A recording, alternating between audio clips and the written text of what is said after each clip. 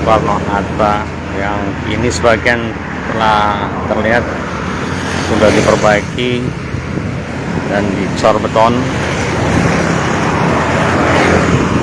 dengan pengamatan tebalan cor beton cukup tebal sehingga ruas terlihat kokoh.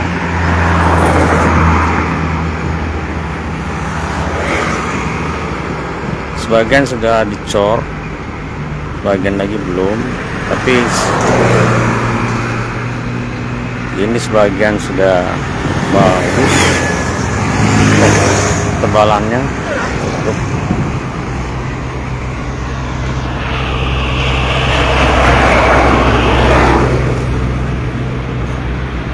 Cocok untuk ruas jalan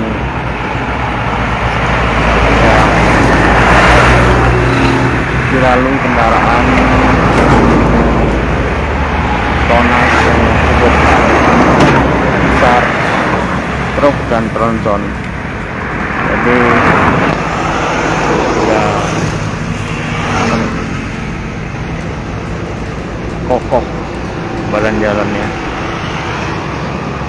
Namun sebagian lagi masih dalam tahap pengerjaan, dan untuk menghindari itu pihak pengerjaan mengalihkan jalan tersebut, ruas jalan tersebut. Ini. Jangan lupa subscribe, share, komen, dan like ya.